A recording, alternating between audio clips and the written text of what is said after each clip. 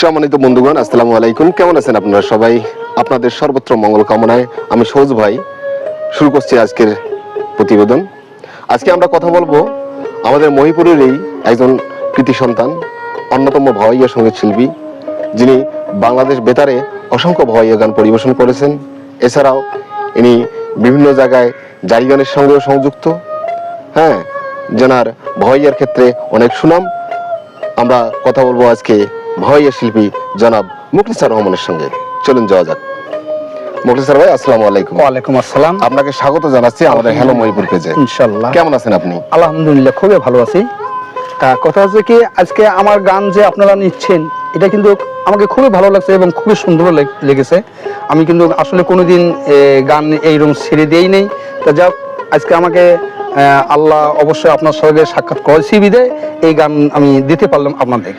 তা আপনিও আমাদেরকে যে আপনার এই সুরালো কণ্ঠে সুন্দর সুন্দর ভাওয়াইয়া গান যে আমাদের জন্য আপনি পরিবেশন করলেন, আমাদের দর্শকদের জন্য যে আপনি পরিবেশন করলেন, এই জন্য আপনাকেও আমাদের হ্যালো মহিপুর পেজের পক্ষ থেকে অসংখ্য ধন্যবাদ। ধন্যবাদ। তো মুখলিছার রহমান ভাই, বলেন ভাই। আমরা আপনার সেই শৈশবকাল থেকে একটু আমাদের দর্শকদের জানাতে চাই। আপনি একটু আপনার সেই ছোট্ট জীবনের কথা আমাদের দর্শকদের জানান। আসলে আমি আমার জীবনে আমার বংশে কোনো শিল্পী নেই। আমি শুধু আমার বংশের মধ্যে আমি একাই। আচ্ছা। তা আমি যখন ছোটবেলায় যাত্রা শুনতাম, তা আমার বাবা বলতো, আমি যাত্রা শুনতে শুনতে আমার বাবা বলতেছে, বাবা তোর কণ্ঠ তো ভালো, তা তুমি একটু গান শোনো আমাকে। আচ্ছা। আমি রূপবানের গান ছাড়ি দিলাম, রঙিন রূপবান। রঙের রূপবানের গান আচ্ছা, ছাড়ি দিলাম। আচ্ছা। এই ছাড়ি দেওয়ার পরে আমার বাবা আমাকে গাও মাথা সত্যি করে, বাবা তুই একদিন ভালো শিল্পী হবি। আচ্ছা। তা যাক, ওখান থেকে আমার স্থানীয় বাড়ি হচ্ছে আজিদমারি মুচকাছা ইউনিয়ন। আচ্ছা। এবং এটা হচ্ছে তোমার কালমাটি হরিণচৌড়া। আচ্ছা, আচ্ছা। ওখান থেকে আমার নদী ভাঙার পরে আমরা আস্তে আস্তে নদীর ভাষণে চলে গেলাম কাউনিয়া। আচ্ছা, আচ্ছা। কাউনিয়া যাওয়ার পরে আমি ওখানে এক প্রস্তাবের দেখা পেলাম। সে আমার গান শুনে সে আমাকে টান দিল। জনাব সফর উদ্দিন বয়াতি। সফর উদ্দিন বয়াতি। সে আমাকে টানি নেওয়ার পরে আমাকে গান শিখালো। একটা গান সেটা হচ্ছে পাগল মন রে মন কেন এত কথা বলে। আচ্ছা। এই গানটাই সাথে আমরা জানি যে এই পাগল মন রে মন কেন এত কথা বলে এক সময়ের খুবই একটা জনপ্রিয় গান ছিল। সেই গানটা ধরেই আপনার সঙ্গীত জীবনের পদার্পণ, তাই তো? আসলে আপনার জীবনের প্রথম গানটা কিন্তু অনেক সুন্দর ছিল, যার কারণে হয়তো আপনার ভবিষ্যতের গানের জীবনটাও অনেক সুন্দর হয়েছে। তো মুখলিছার রহমান ভাই, আমরা আমাদের জানা মতে যে আপনার হচ্ছে যে এই মহিপুরে আপনি বিবাহ বন্ধনে আবদ্ধ হয়েছেন এবং মহিপুরেরই আরেকজন অন্যতম কৃতি সন্তান, শুধু মহিপুর না, সেটা হচ্ছে উত্তরবঙ্গ তথা আমাদের বাংলাদেশের একজন ভাওয়াইয়ার কৃতি সন্তান, যিনি একাধারে সুর করেন, হ্যাঁ, গান লিখেন, প্লাস নিজেই গানটা করেন। তো জনাব ফখরুদ্দিন বয়াতি নিশ্চয়ই আপনার শ্বশুর। জি। আপনার শ্বশুর সম্পর্কে একটু আমরা জানতে চাচ্ছি।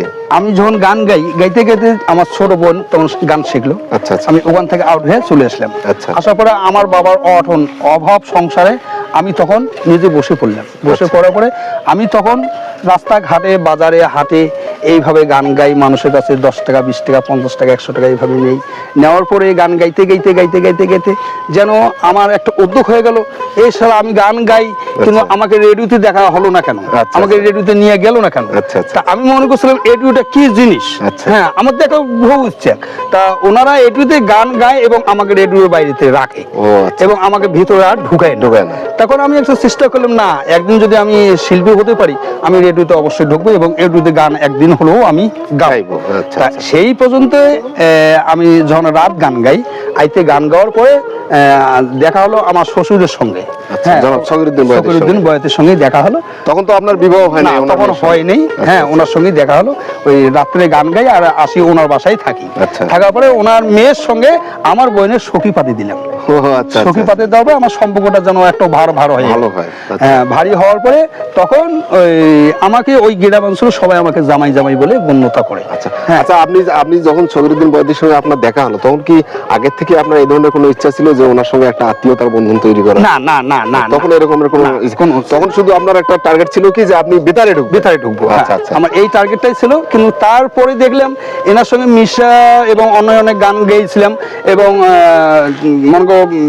মনে অনেক নির্বাচনী গানটানগুলো ইত্যাদি এনজিও গানটানগুলো গাইতে ওনার সঙ্গে আমার পরিচয় হয়ে গেল। তখন কিন্তু আমরা দুই ভাই বোনই ওখানে থাকার পরে ওনার মেঘ দিয়ে আমার তখন বিয়ে। আচ্ছা, ঠিক আছে জনাব মুখলিছার রহমান ভাই, আমরা এই পর্যায়ে হচ্ছে আপনার কাছ থেকে একটা সুন্দর ভয় গান শুনবো। আমাদের দর্শকদের জন্য আপনি একটা গান পরিবেশন করেন।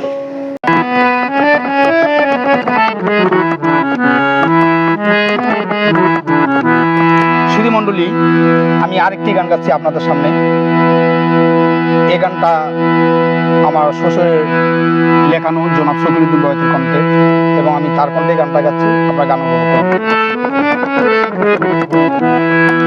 পারের বেলা ডুইবা যায়, আর কত কাঁদিব দয়াল নদীর কিনারায়। পারের বেলা ডুইবা যায়, পারের বেলা ডুইবা যায়, আর কত কাঁদিব দয়াল নদীর কিনারায়। পারের বেলা ডুইবা যায়, পারের বেলা ডুইবা যায়, আর কত কাঁদিব দয়াল নদীর কিনারায়। পারের বেলা ডুইবা যায়।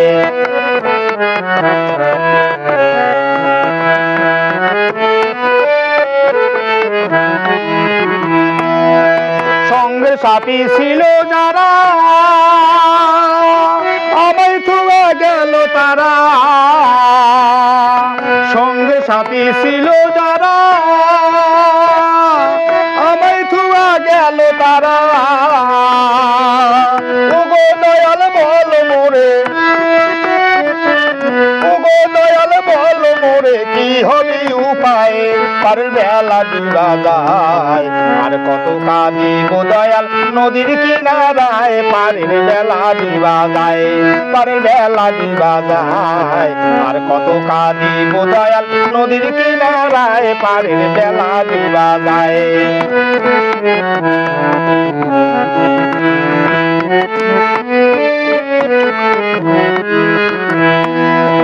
আসমানতে নে করেছে উঠলো তুফান ভারী, এগুলো উকুল যায় না দেখা কেমনে হব পারি। আসমানতে নে করেছে উঠলো তুফান ভারী, এগুলো উকুল যায় না দেখা কেমনে হব পারি। দয়া করো দয়াল মোরে, নাকি তোমার গুনাহগারে। দারুণ নদীর ঢেউ দেখা পান, দারুণ নদীর ঢেউ দেখা পান, হাত শিউরায়।